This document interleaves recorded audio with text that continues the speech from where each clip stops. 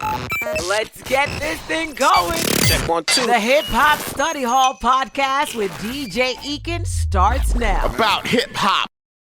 Now, Audrey, I wanted to bring you here because in talking about this to a few female friends that I have, they were telling me things like you could clearly see, first of all, she just had the baby. Women go through a lot of things like postpartum depression, and make sure I'm saying this right because I'm not a woman. Again, I like to use this platform to learn, right? With all these things going on, that there's just so much that she was going through, even just being a woman that just had a kid. Can you address like what you saw and maybe to that point? Right. So first I need to say this because I am a licensed psychologist. Neither one of these individuals are my clients, are my patients. I don't know them. I do not provide services for them. So anything I'm saying because I get it from social media as everyone else. Right. So there appears to have been, after watching her videos, that she was definitely distressed.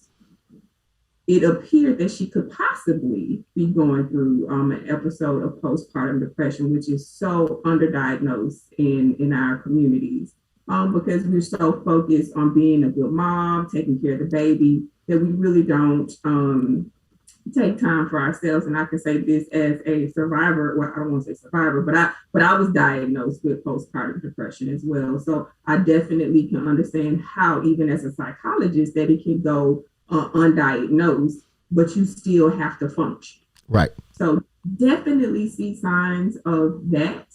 But not only that, after you have a baby, your hormones are all over the place, right?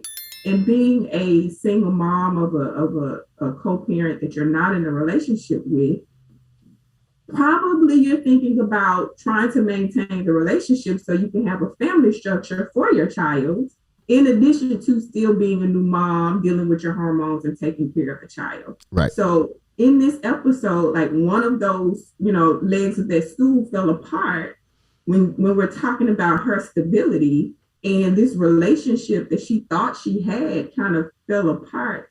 Not only did it fall apart, but it fell apart for the world to see. Right. Right. And so that probably exacerbated what she was already feeling emotionally and added another element, of emotional chaos that she had to deal with. Right. And that I think is one of the things that I think that they both were just totally wrong. And I think that's a big issue that we're having with this generation, right?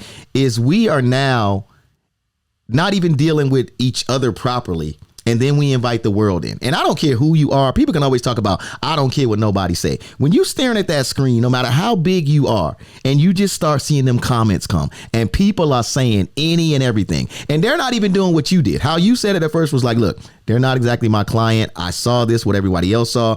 This is kind of what I kind of see. These people just be attacking. They just be like, I know, it's her fault. It's this, that, and the other. You know what I'm saying? And I think, first of all, like you said, starting out, that to me was where everything just kind of went downhill. Is it, in your experience, is there a true recovery from that, from things like that, type of, and I would say he may be embarrassed. I don't think he'll ever actually admit it per se, because just who the baby is. But I know there's no way she was not totally embarrassed by the whole, especially when he went into the part of "you're not my girl." She said she was embarrassed. She said, and I've heard, other podcasts where she kind of had other lives or commented that she was broken. And, so, I mean, you can only imagine a new mom being put out, having a police call, and then the person who just had their child is calling you a side chick. Like, that's so disrespectful. And not only that, it's extremely hurtful because it's obvious that the two had two different views of the same relationship. It Right. sounds like she was probably all in thinking it was a solid relationship. Maybe he made her feel that way, but it's obvious that he didn't share that, those same sentiments. No. Go ahead. But can they recover? In what sense do you mean can they recover? I don't know. I think when I first asked the question, I was like totally recover and become like, what I guess she must have thought that they were. But I guess now the question is like, period. Like, you know what I'm saying? Like, because I know he's come on there and said no matter what goes on, he has to be a father to his queens, right? To his daughter that he already had and to her. So he keeps wanting to put out there that when all else fails, though, he's going to be a dad. You understand what I'm saying? So do you think that, I mean, I guess anything's possible, that they can create a cohesive and stable co-parenting situation? Right. Like you said, anything is possible. There would be a lot of maturing that has to be done on both ends for a relationship to work.